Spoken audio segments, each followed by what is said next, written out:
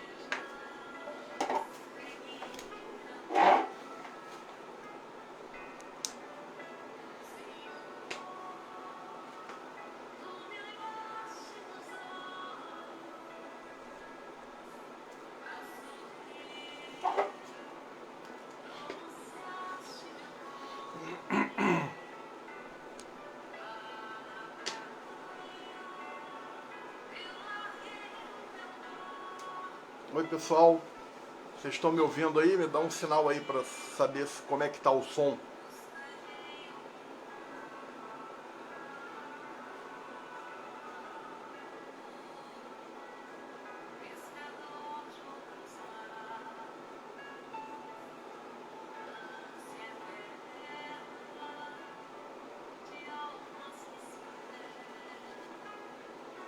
Como é que tá o som aí, gente? Vocês estão me ouvindo?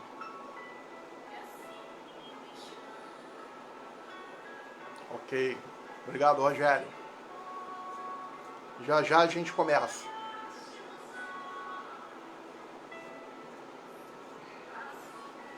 Mais 5 minutinhos. Valeu, Fernanda.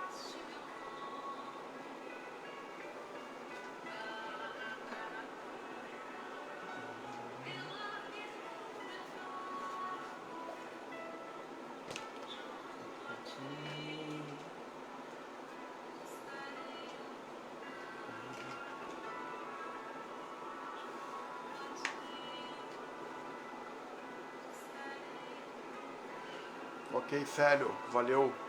Oi, Daisy.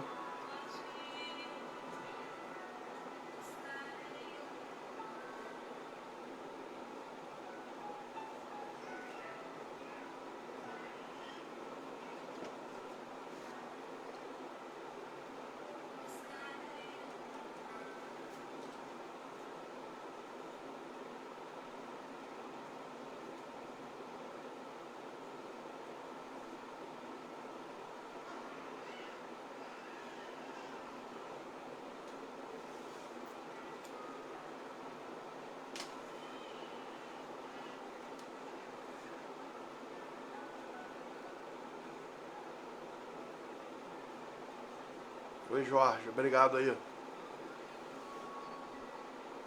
Boa noite, boa noite.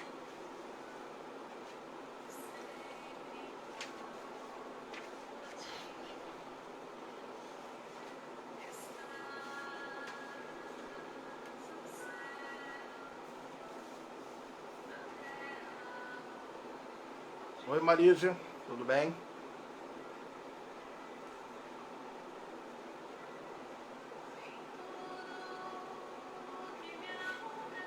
Eu tive também problemas para entrar, mas consegui resolver a tempo. É a modernidade, né? A gente tem que aprender a lidar com isso, né?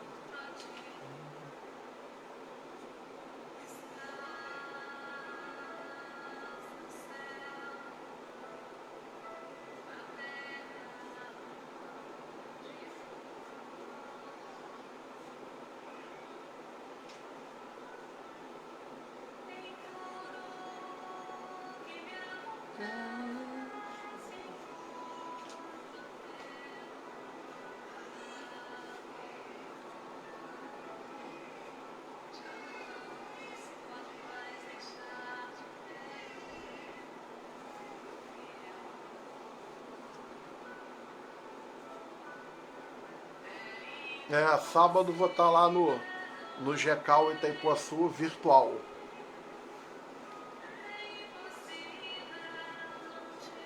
Sábado estaremos lá. Boa noite.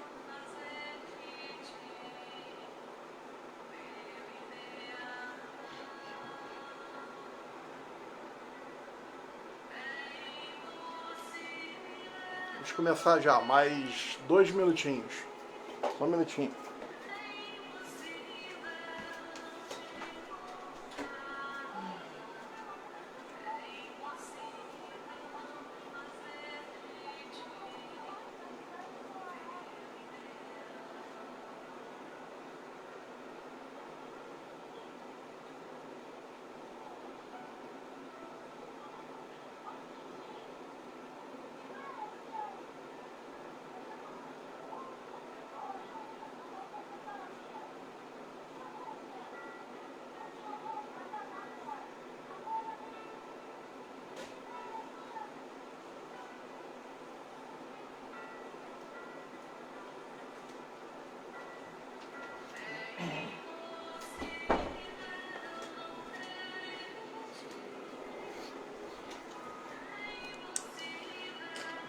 Bom, gente, vamos lá, vamos começar. Deixa eu desligar aqui, ó.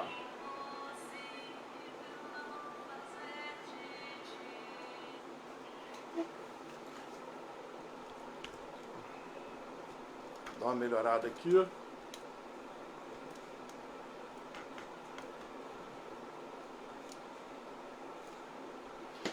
Boa noite, gente. Boa noite agora, oficial. É um grande prazer estar aqui no Centro Espírita Irmão Átmos pela primeira vez. Virtual, mas com certeza depois que nós ultrapassarmos aí esse tempo esquisito, né, que nós estamos vivendo, esse negócio aí de pandemia, que eu já até conhecia, mas conhecia nos filmes, né? Na vida, no dia a dia, eu nunca tinha vivenciado uma situação dessa. É uma situação esquisita, complicada, mas é mundo de provas e expiações, né, gente? Ninguém está aqui para ficar de férias permanentemente. Então, saudações a todos vocês. Para quem ainda não me conhece, meu nome é Marcos Jordão. Eu sou do Centro Espírita Humildade e Amor, aqui no Rio, capital. Humildade e Amor fica no bairro de Irajá, na rua Cisplatina, 148. Então, quando passar o isolamento social, estão todos convidados. Faz um contato aí que a gente marca alguma coisa. E tive a grande satisfação de ser convidado pelo Centro Espírita Irmão Átmos para estar aqui hoje conversando com vocês, batendo um papo, a fim de que nós permaneçamos aí, muito embora nas nossas casas, nos nossos lares, mas conectados em pensamento, tendo esse objetivo comum que são os ideais espíritas. Aliás, era exatamente isso que Kardec chamava de religião, né? Kardec define como religião um sentido comum de grupos que se afinizam por algum tipo de objetivo. Era isso que ele chamava de religião. Então estamos nós aqui para bater um papo sobre esse tema aí que nós denominamos quem é o meu próximo? Quem é o meu próximo? Antes disso, eu vou ler uma páginazinha aqui para nós começarmos a nos concentrar, nos harmonizar, permitir a presença dos amigos espirituais, unidos em pensamento, unidos com o pensamento elevado no Cristo, e ele mesmo prometeu, quando um ou mais estivessem reunidos em meu nome, lá também ele estaria. Então, na certeza de que ele também aqui está conosco, vamos começar aqui harmonizando, lendo uma páginazinha, depois a gente faz uma prece e começa a ter a nossa conversa aqui, bater o nosso papo, tá bom? Eu separei aqui uma página chamado O Amor Tudo Sofre, do livro Palavras de Vida Eterna, psicografado pelo Chico, do Espírito Emmanuel. Começa assim: tudo sofre. Paulo, primeira carta aos Coríntios, capítulo 13, verso 17. Vou ficar aqui. O noticiário terrestre reporta-se diariamente a desvarios cometidos em nome do amor. Homicídios são perpetrados publicamente. Suicídios sulcam de pranto e desolação a rota de lares esperançosos. Furto, contenda, injúria e perversidade apressem todos os dias, invocando a inspiração do sentimento sublime. Mulheres indefesas, homens dignos, jovens promissores e infelizes crianças em toda parte sofrem abandono e aflição sob a legenda celeste.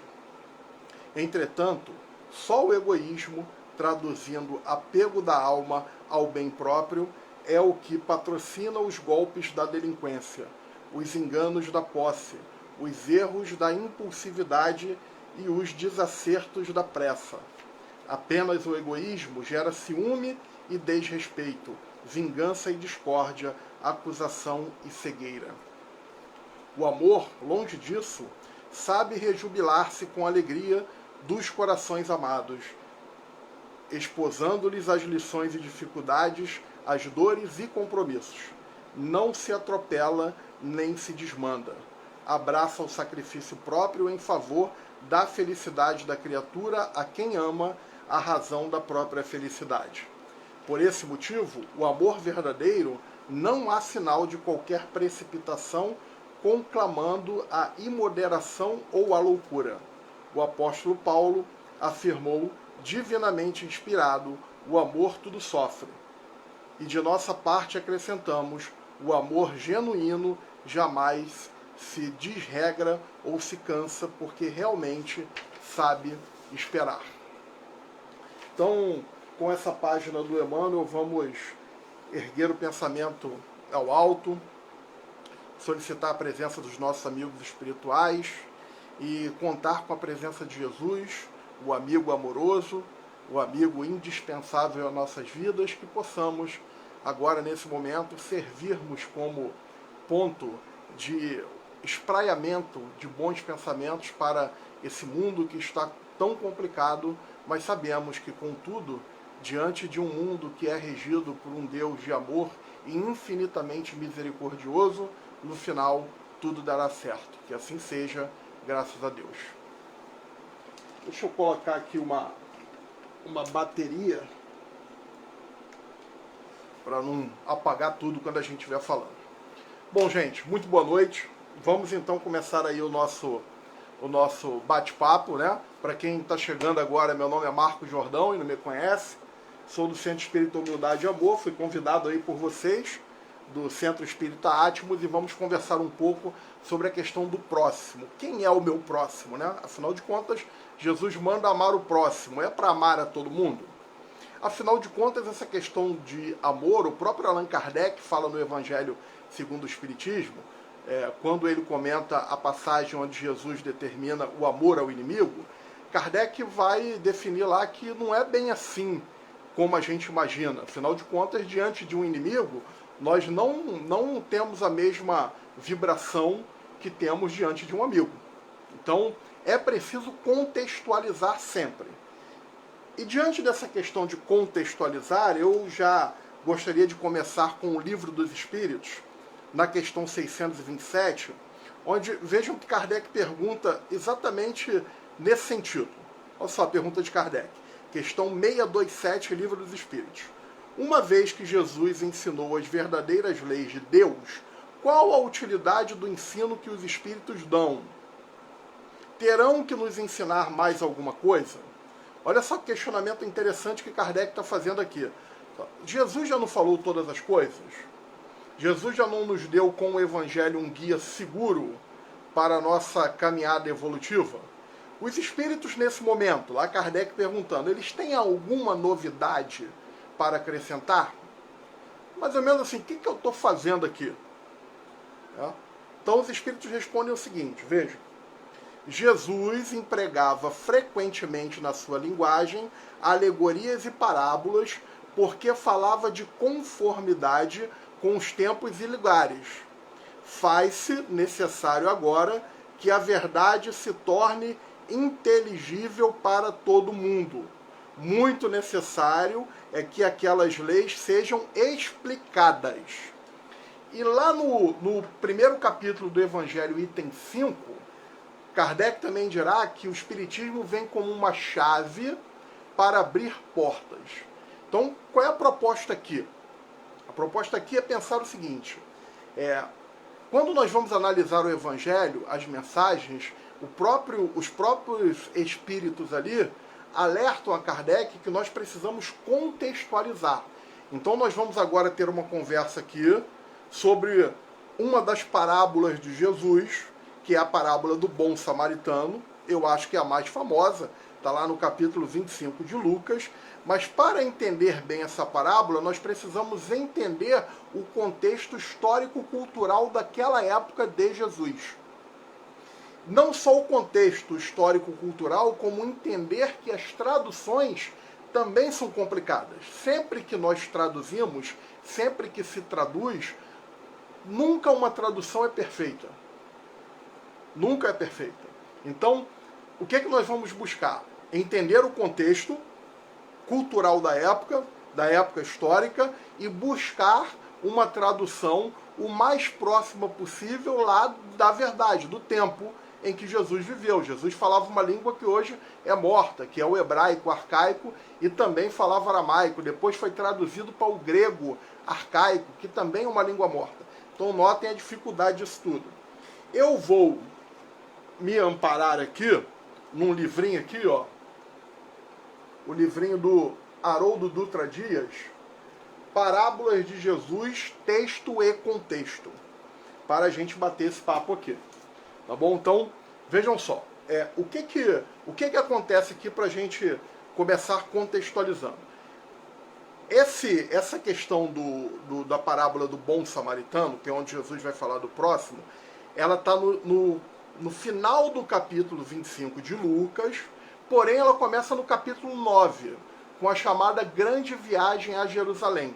É aquela viagem que Jesus vai a Jerusalém para comemorar a Páscoa, em peregrinação, era uma obrigação do judeu, da tradição cultural do judaísmo. Eles comemoravam 3 grandes festas anuais, uma era a Páscoa, e Jesus vai para Jerusalém comemorar a Páscoa, e é aquele fatídico momento em que ele é crucificado logo após a Páscoa. Só que vejam só, Jesus chega para os apóstolos e fala assim: desejo ir a Jerusalém. Até aí, nenhum problema, tudo tranquilo. Por quê? Era tradição, era costume ir comemorar a Páscoa em Jerusalém. Só que o curioso é que ele fala assim: desejo passar pela Samaria. Então Jesus, preciso ir a Jerusalém, desejo ir a Jerusalém, mas passando pela Samaria. Ele vai pegar um caminho onde ele vai passar pela Samaria, ele estava na Galileia, para chegar a Jerusalém. E o que tem de estranho? O que tem de estranho aqui é o seguinte: primeiro que era o caminho mais longo, era o caminho mais árduo, mais difícil, mais complicado. Era esse passando lá pelo... E aí, outra coisa que nós vamos pensar é que eles eram inimigos mortais. Samaritanos, né? Samaria e judeus eram inimigos mortais. E por que eles eram inimigos? Buscando aqui o contexto histórico.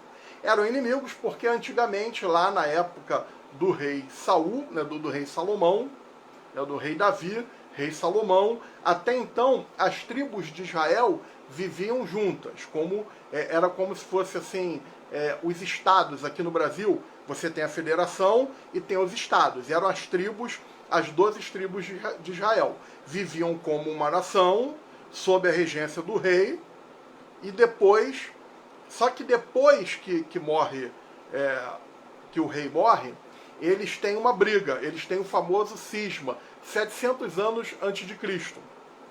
Então depois que Salomão morre, eles se dividem. As tribos do norte, 10 tribos do norte, eles ficarão com a capital na Samaria. As outras 2 tribos do sul, Benjamim e Judá, que são lideradas pela tribo de Judá, que vai dar origem à palavra judeus, elas vão ter a capital em Israel. Então vejam só, eles brigam. Existe um cisma. Muito embora eles tenham a mesma origem, nos patriarcas, em Abraão, existe ali a briga, e daí por diante os samaritanos e os judeus, samaritanos que são 10 tribos do norte que tem sua capital na Samaria, 2 tribos do sul, capital em Jerusalém, e aí os judeus. Foi tão forte a briga, foi tão intensa, que os samaritanos resolveram construir um templo para que não precisassem ir a Jerusalém para executar as tradições religiosas. Então os samaritanos constroem um templo na Samaria para não precisarem ir a essas peregrinações que os hebreus, que os judeus eram convocados a fazer. Os samaritanos, a partir de então, começam a orar no Monte Gerazim e os judeus no Monte Sião. Então eles eram brigados. Samaritanos e judeus não se bicavam. É mais ou menos o que acontece hoje com os judeus e os palestinos. Os judeus e árabes hoje estão em guerra, não se toleram. Era o que acontecia com os samaritanos. Há relatos de pessoas assassinadas, judeus assassinados em território samaritano e vice-versa. Então isso causou uma grande estranheza. Mas talvez pelo pedido amoroso, afetuoso de Jesus, eles concordaram, os apóstolos, não, claro, mestre, mas um grupo liderado por João Evangelista, solicita para ir na frente para providenciar abrigo, para providenciar hospedagem. Afinal de contas, eles iriam viajar, eles dormiam na Samaria, se hospedavam lá, e no outro dia seguiam viagem para Jerusalém. O que não aconteceu. Por quê? Porque ao chegar lá, os samaritanos não quiseram dar hospedagem a judeus, porque além de serem judeus, eles estavam indo em peregrinação para as comemorações da Páscoa.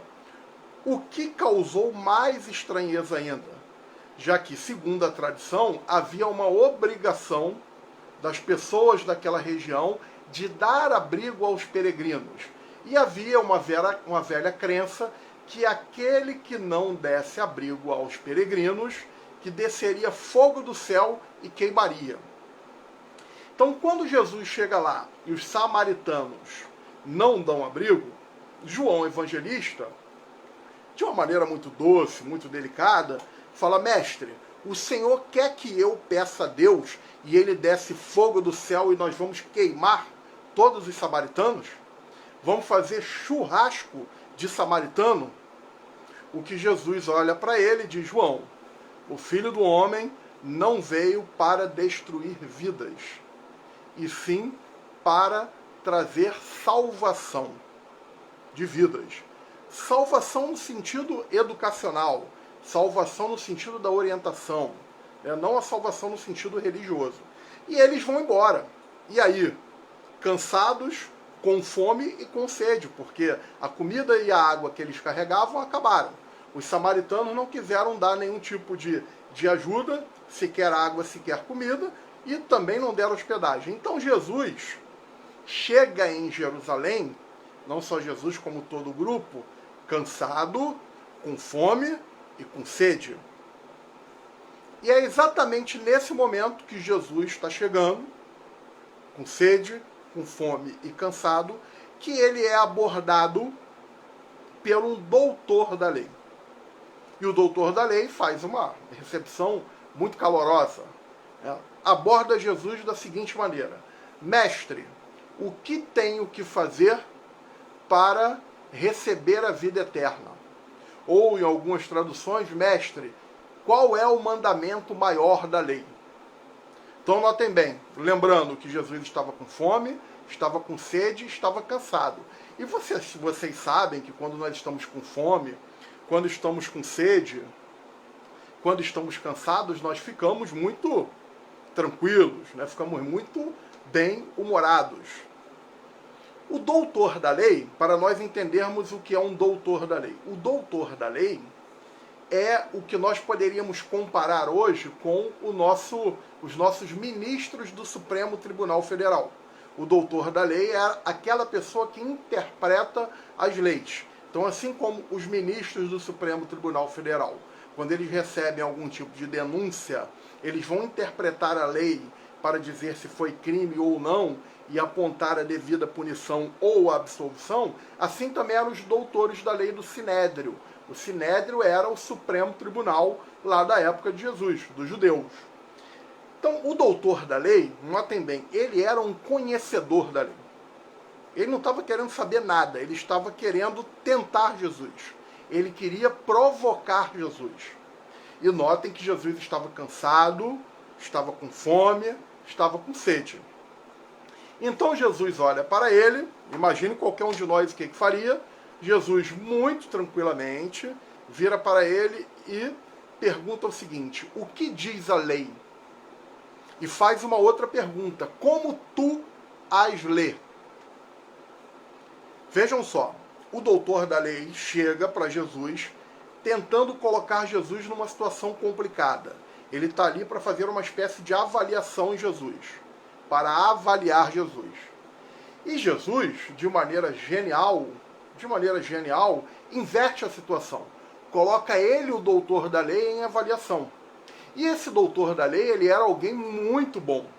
Ele era alguém inteligentíssimo, muito sábio, conhecedor das leis. O problema é que ele só tinha o intelecto, mas não tinha a emoção. E ele, embora tenha tido toda essa perspicácia, ele cometeu apenas um erro. Ele ignorava que ele estava conversando com o governador espiritual do planeta. Então vejam só, agora o doutor da lei estava ele sob pressão, ele sob cheque, e ele tinha que responder alguma coisa. E como conhecedor doutor da lei, ele tinha que procurar ali tirar uma nota boa. E ele tira 10. Ele tira 10. Ele vai responder a Jesus: amarás ao Senhor teu Deus de todo o teu coração, de toda a tua alma e com todas as tuas forças, e o teu próximo como a ti mesmo. Ele tirou 10. Veja que ele era um cara conhecedor. Ele conhecia o Pentateuco mosaico, a chamada Torá, que são os 5 livros de Moisés, porque ele era um especialista, ele era um intérprete das leis. Ele vai citar Deuteronômio: amarás o Senhor teu Deus de todo o coração, de toda a tua alma e com todas as suas forças, e cita Levítico, né? Amarás o teu próximo como a ti mesmo. Tirou 10. E Jesus fala o que para ele? Muito bem, então vai tu e fazes. Vejam bem, vai tu e fazes o quê? Esse é o maior mandamento da lei. Se você conseguir executar esse mandamento da lei, você ganhará a vida eterna. Como é que a gente contextualiza isso? Notem bem, havia lá nas Escrituras uma informação de que os patriarcas, né, os patriarcas Abraão, Jacó, eles herdariam a terra. Então, Abraão herdaria a terra. Então, séculos se passaram E Abraão morreu, claro. E alguém, em algum determinado momento, falou assim: ei, gente, espera aí, Abraão morreu. O Abraão morreu. Como é que ele vai herdar a terra? Os caras devem ter coçado a cabeça, né? Não deve ser a terra que a gente está achando que é. E aí, Eliú, avô de Gamaliel, Gamaliel era o professor, o preceptor de Paulo de Tarso. Gamaliel teve um avô que se chamava Eliú, e Eliú é o maior sábio do pensamento judaico. Na época, Eliú propôs que não é, quando as escrituras dizem que Abraão vai herdar a terra, não é a terra física, é o mundo por vindouro, é um mundo espiritual. É mais ou menos o que nós pensamos hoje, nós espíritas, como um mundo de regeneração. O mundo de regeneração.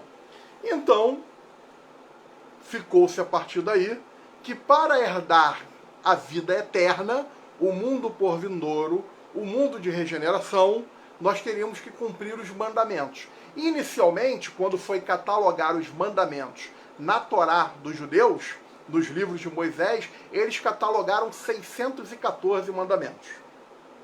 Aí o negócio ficou meio complicado, aí veio alguém e falou assim, não, nós podemos resumir os 614 mandamentos apenas nos 10. Os 10 mandamentos de Moisés. Já melhorou. E aí depois, Eliú propõe com essa afirmação: amarás o Senhor teu Deus de todo o coração, de toda a tua alma e com todas as tuas forças, e ao teu próximo como a ti mesmo. Então são 2 mandamentos. Amarás a Deus e amarás ao próximo. Esses 2 mandamentos resumem todos aqueles 614, e que para você ganhar a vida eterna, o mundo por vindouro, você teria que respeitar esses 2 mandamentos. Aí já melhorou, né? Aí eu vou falar para vocês que até eu me animei. Já estou achando que eu vou, né, ganhar o meu cantinho lá. A espírita já pensa logo em nosso lar, né? Vou ganhar um cantinho lá no nosso lar. Entendeu? Então, por isso, a pergunta do doutor da lei, que notem só, pelo diálogo, você percebe que o doutor da lei sabia disso tudo. Ele conhecia, tanto que ele respondeu. Ele respondeu os 2 mandamentos. As 2 leis maiores para você ganhar a vida eterna. E Jesus fala, então vai tu e fazes isso. Faz o mesmo e ganharás a vida eterna. E o doutor da lei vira-se para Jesus e fala assim, não, mas a minha dúvida não é essa. O que eu quero saber é quem é o meu próximo. Porque vejam bem, o 2º mandamento fala o quê? Amarás ao próximo como a ti mesmo. Notem bem, o doutor da lei não tinha dúvida nenhuma. Ele queria provocar Jesus. Então, eu quero saber quem é o meu próximo. Ao que Jesus propõe a parábola do bom samaritano. Mas por que nós podemos afirmar que o doutor da lei está querendo criar um conflito? É isso que Jesus quer. Porque ainda assim, com essa questão do próximo, haviam 2 correntes. Uma corrente majoritária, a maioria, que dizia que o próximo é só aquelas pessoas do meu grupo social. Então o meu próximo, os meus próximos, são as pessoas que moram aqui no bairro de Vista Alegre. Os meus próximos é só quem é do Rio de Janeiro. Quem é de Maricá não é o meu próximo. Quem é de Belo Horizonte não é meu próximo. Meu próximo é só quem é de partidos de esquerda. Quem é de partido de direita não é meu próximo. Entendeu? Essa era a corrente majoritária. A maioria tinha esse pensamento. Mas havia uma corrente minoritária que foi proposta por Eliú, que dizia que não, que o próximo é qualquer um. E cita exemplos que Abraão, quando recebia os peregrinos de outras terras, chamava os peregrinos de irmãos. Então, 2 correntes existiam aqui. A corrente majoritária, que dizia que o próximo é só aquela galera que são só os meus, né? A visão egoísta. Né? Primeiro eu, depois os meus e aos outros nada. E a corrente minoritária, que era de Eliú, que o próximo era quem? Todo mundo. Então, o que o doutor da lei queria? O doutor da lei queria que Jesus falasse assim, não, o próximo é todo mundo. E aí o doutor da lei fala, não, mas eu sou da corrente majoritária. Então, tá entendendo? Ele queria criar um conflito. Ele queria colocar Jesus em alguma situação que Jesus pudesse, inclusive, transgredir a lei e, inclusive, vir a ser preso naquele momento. Era isso que ele queria. E é quando Jesus propõe a parábola do bom samaritano. Então, a parábola do bom samaritano é para explicar o que é o próximo, ou quem é o próximo. Vamos aqui relembrar rapidamente a parábola, né, do bom samaritano. Rapidamente, a gente pode encontrar ela no Evangelho segundo o Espiritismo, capítulo 15. Mas ela está lá no Evangelho de Lucas, capítulo 25. Mas aqui no Evangelho segundo o Espiritismo, Kardec vai analisar dentro do capítulo Fora da Caridade e Nossa Salvação. Então, olha só. Um homem, só para relembrar, porque eu acho que ela é a mais conhecida, né? Um homem que descia de Jerusalém para Jericó caiu em poder de ladrões, que o despojaram, cobriram de ferimentos e se foram, deixando-o semi-morto. Aconteceu, em seguida, que um sacerdote, descendo pelo mesmo caminho, o viu e passou adiante. Um levita, que também veio àquele lugar, tendo observado, passou igualmente adiante. Mas um samaritano, que viajava, chegando ao lugar onde jazia aquele homem e tendo-o visto, foi tocado de compaixão. Aproximou-se dele, deitou-lhe óleo e vinho nas feridas e as pensou. Depois, pondo-o no seu cavalo, levou-o a uma hospedaria e cuidou dele. No dia seguinte, tirou 2 denários e os deu ao hospedeiro, dizendo: trata muito bem deste homem, e tudo o que dependeres a mais eu te pagarei quando regressar. Qual desses 3 te parece ser mais próximo daquele que caíra em poder dos ladrões? Perguntou Jesus ao doutor da lei. O doutor respondeu: aquele que usou de misericórdia para com ele. Então notem bem, eu vou chamar atenção para 2 curiosidades aqui. Primeiro, o samaritano, Jesus elege o samaritano como a pessoa boa da história. O protagonista, o homem bom, é o samaritano. Jesus está falando isso para um judeu. E vocês imaginem só João Batista ali do lado, quando Jesus fala que o homem bom era o samaritano, João Batista deve ter baixado a cabeça assim e falado assim: pô, isso só pode ser uma indireta para mim. Porque João Batista tinha proposto tocar fogo lá nos samaritanos, porque os samaritanos não quiseram dar hospedagem a Jesus. Isso é para nós vermos, é interessante como é que muitas vezes nós tiramos um pelo todo. Ou melhor dizendo, o todo por um. A gente chega no lugar e se depara com uma pessoa que é antipática, mal educada, e aí a gente toma aquela pessoa pela cidade inteira. Então você chega lá em Goiânia, aí o cara te atende mal, você fala: o goiano é muito mal educado. Então, para a gente pensar nessa questão. Então Jesus vai propor que o samaritano é o homem bom. Eu acredito que nessa hora João Batista falou: mestre, vou dar um pulo ali e já volto. Porque ele eu teria encarado como, né, uma indireta ali, ou melhor, uma direta. Então notem bem. E vejam só uma outra coisa que chama a atenção. Jesus conta a parábola e o doutor da lei entende. O doutor da lei não perguntou nada. Bom, vejam só. Um homem descia de Jerusalém para Jericó. Descia por quê? Porque todo mundo que ia peregrinar, a época da Páscoa, Jerusalém era considerada a cidade mais alta do planeta. Que Monte Everest que nada, era Jerusalém, espiritualmente falando. Então todo mundo que ia para Jerusalém subia, todo mundo que vinha de Jerusalém descia. Eles acreditavam que Deus morava em Jerusalém e que não só haviam lugares santos, como também havia dias santos, como se todo lugar não fosse abençoado ou se todos os dias não fossem uma graça de Deus. Mas é a cultura da época. Então o homem descia. Quando ele foi abordado por ladrões, foi roubado, foi surrado, agredido e deixaram ele nu. Aí vinha descendo um sacerdote. Note bem, Jesus conversando com o doutor da lei. O sacerdote passou ali e olhou para aquele homem. Olhou, Algumas traduções ainda dizem que o sacerdote se envolveu, pensou e foi embora. Então, o sacerdote, ele é alguém que cuida da parte religiosa da sociedade. Era uma pessoa também muito respeitada pelo doutor da lei. Só que havia lá, na cultura deles, uma ideia de que o sacerdote não podia tocar em cadáveres. O sacerdote não podia tocar numa pessoa morta. Se ele tocasse numa pessoa morta, ele depois teria que fazer um ritual de purificação complicadíssimo, porque ele ia ficar impuro. E aí, quando o sacerdote olha, note bem, o sacerdote passou, olhou para o cara. E aí, o cara é o quê? O cara é carioca? O cara é romano? É judeu? Não dá para saber. O cara tá caído, tá desmaiado. Ah, não dá para saber pelo sotaque? Não, não dá para saber, o cara tá desmaiado. Dá para saber pela aparência? Não, ele foi agredido, ele devia estar com a cara toda deformada. Pela roupa? Não, ele foi deixado nu. Então, se a pessoa tivesse morta, se não fosse um judeu, será que ele é meu próximo? Não dava para saber, não dava para identificar o caído. Então o sacerdote naquele momento, ele estava preocupado com ele, sacerdote, e não com o caído.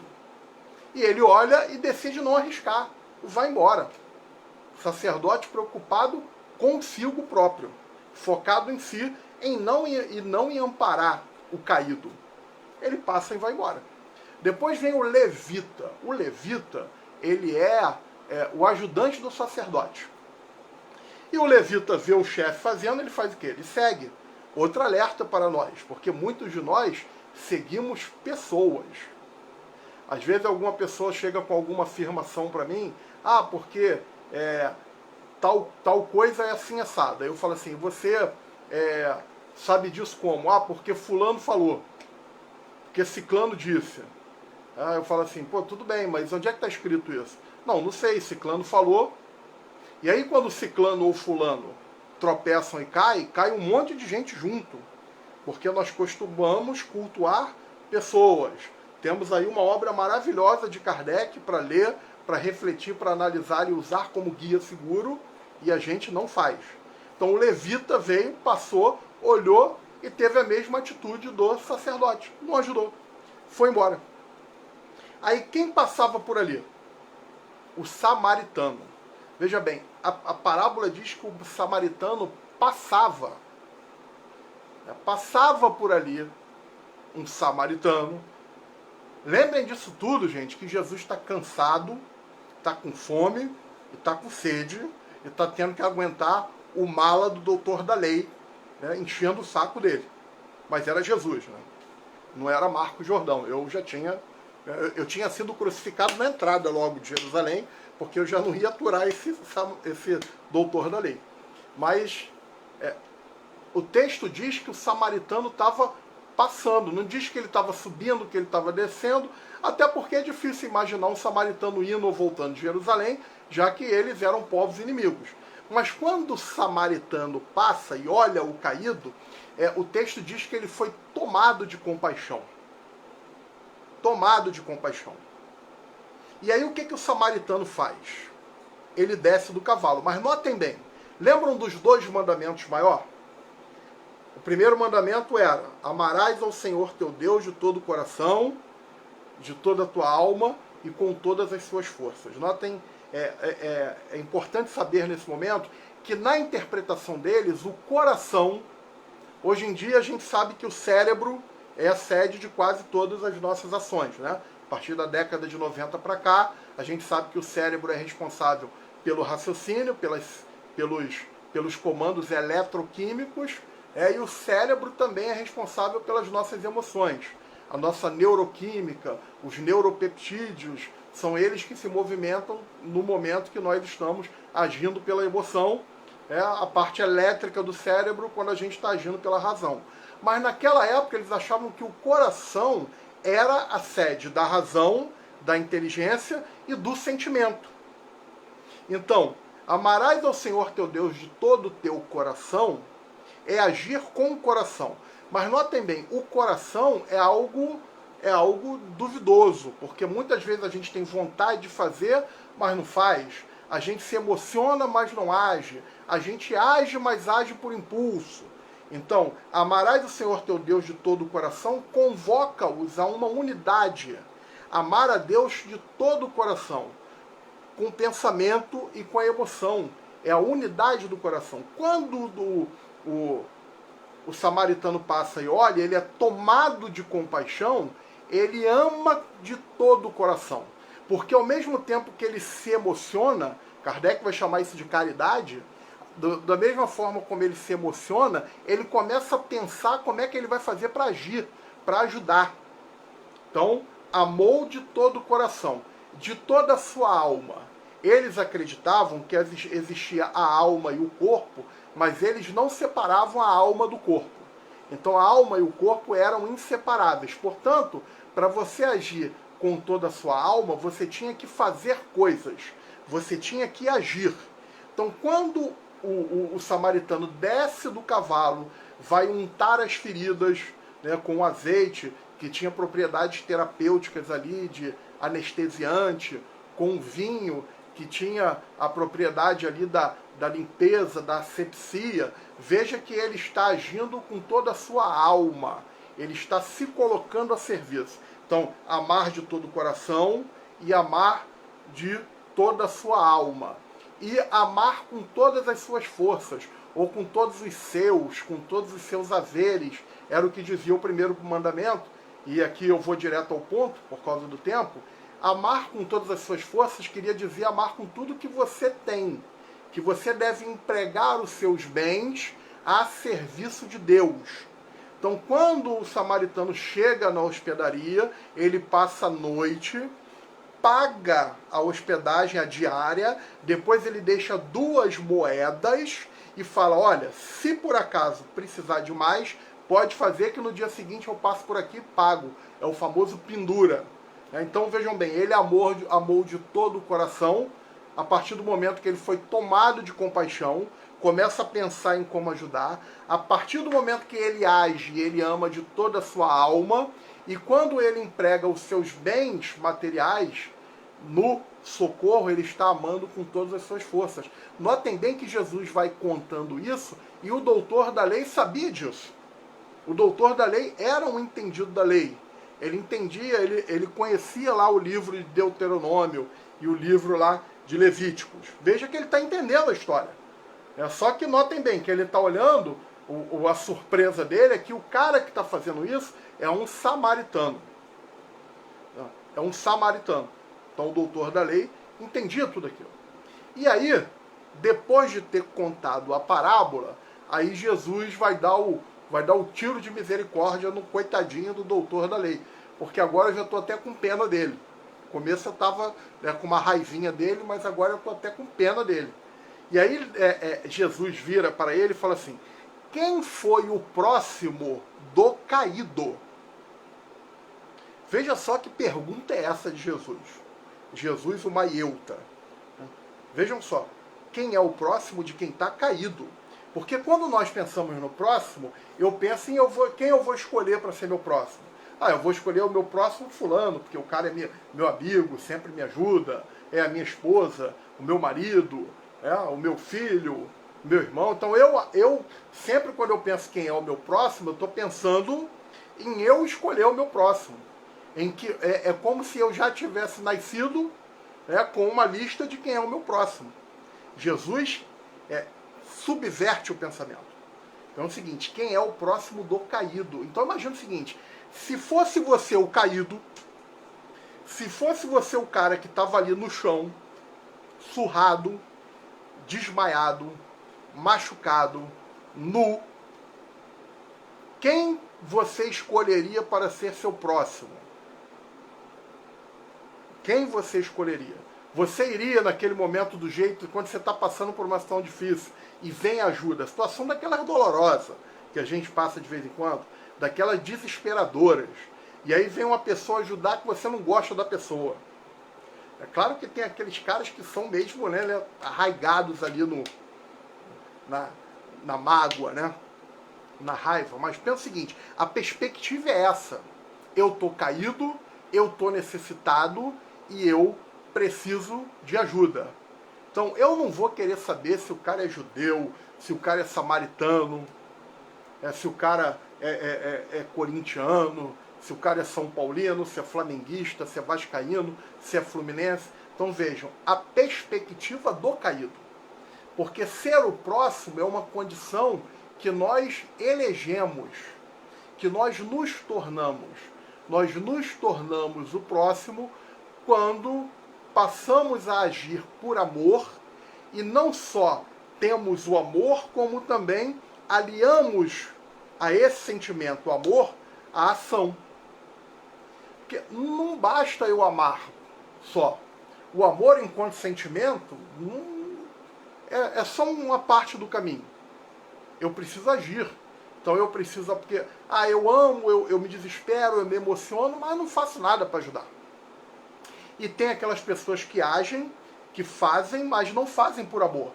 Fazem por algum outro motivo, porque estão querendo um pedacinho de terra no reino dos céus, porque estão culpados com a própria consciência, porque estão querendo algum tipo de gratificação, algum tipo de reconhecimento. Então fazem, mas não fazem por amor. Então vejam só, o próximo é aquele que faz com amor. Eu diria o seguinte, quando nós estivermos fazendo alguma coisa, nós nos perguntarmos por que eu estou fazendo isso. Gosto muito de um exemplo dado pela professora Anete Guimarães. Deixa eu ver o tempo aqui, gente. Opa, chegando meu tempo. Professora Anete Guimarães, ela fala o seguinte, o ideal é você pensar como se você estivesse ouvindo música. Por que você ouve música? Porque eu gosto. Se você pensar bem em termos práticos, música, ouvir música, não te acrescenta praticamente nada. Pode pensar em alguma questão terapêutica, mas prática na vida, você escuta música, você acaba de escutar música, continua tal e qual como sempre esteve. Mas eu faço porque eu gosto. O amor do Cristo é fazer o bem pelo outro, com a satisfação de se realizar na ação do bem. Porque pode ser que o outro nem reconheça. Pode ser que aquele caído lá, que foi ajudado pelo samaritano, ele tenha se recuperado no dia seguinte, tenha ido embora e o samaritano nunca tenha conhecido ele na vida. Então, esse é o próximo. O próximo é aquele que se torna o próximo. Ele se elege como próximo. Então, quando a gente pensar no próximo, não é a gente pensar em quem eu vou eleger como meu próximo. É a gente se perguntar se eu estou me colocando na posição de próximo. Se eu estou usando de algum critério pessoal para eleger esse próximo. O próximo tem que ser assim, tem que ser assado, ele precisa cumprir, ter essa característica, senão não quero. Senão, não, eu até ajudo, mas não quero nem ver perto de mim. Então, essa é a grande lição que Jesus vem trazer para nós, lições profundas, né? Que, como eu falei no início, é necessário se atirar realmente na leitura, procurar buscar ali as nuances. Tem muita gente hoje aí trabalhando muito, muito bem nisso. O próprio Haroldo Dutra Dias faz um trabalho muito interessante. Então, a proposta que Jesus nos coloca, que o Espiritismo vem nos ajudar a compreender, quando o Consolador prometido é anunciado, Jesus fala assim, ele virá para relembrar as minhas lições que ficarão esquecidas e para falar de coisas que eu não posso falar porque vocês ainda não têm condições de entender. Então o Espiritismo vem nos trazer essas condições de entendimento para nós definitivamente trazermos Jesus para a nossa vida. E eu sempre digo, para concluir, que é preciso que Jesus tenha utilidade prática no nosso dia a dia. Jesus não pode ficar só dentro do Evangelho e quando nós estamos precisando a gente abre, faz uma leitura, faz uma prece, se emociona, depois fecha e a vida prossegue. Não, Jesus tem que estar no nosso dia a dia. No trabalho, nos conflitos familiares, nos conflitos sociais, no dia a dia, na pandemia, no isolamento social. Aqueles que podem ficar em casa, fiquem em casa com Jesus, para possibilitar mais vagas em hospitais para aqueles que não podem ficar em casa, que precisam sair e que, portanto, precisam se arriscar mais. e aqueles que estão na rua, que precisam sair, que tomem os cuidados necessários, sempre com Jesus. Jesus, ele está presente em todos os momentos da nossa vida. E, quando tiver difícil, quando a angústia apertar, façamos um silêncio íntimo. Elevemos o pensamento e nós vamos escutar ainda, na acústica da nossa alma, aquela voz que diz: vinde a mim. Vinde a mim todos vós que sofreis, e eu vos aliviarei. Leve ao meu fardo, suave ao meu jugo. Vinde a mim, e eu vos aliviarei. Muita paz, foi um prazer estar aqui com vocês. Vou esperar a próxima oportunidade, torcendo muito para que a próxima oportunidade seja presencial. Tá? Agradeço aí a presença de todos. Qualquer dúvida, qualquer sugestão, qualquer coisa que vocês tenham discordado ou não entendido, procurem aí o pessoal do Irmão Atmos, né, do Centro Espírita Atmos, que eles conseguirão me encaminhar as questões e a gente vai estar respondendo aí via caminhos de internet. Tá ok, gente? Muito feliz, muito honrado, um prazer, tá bom? Um grande prazer.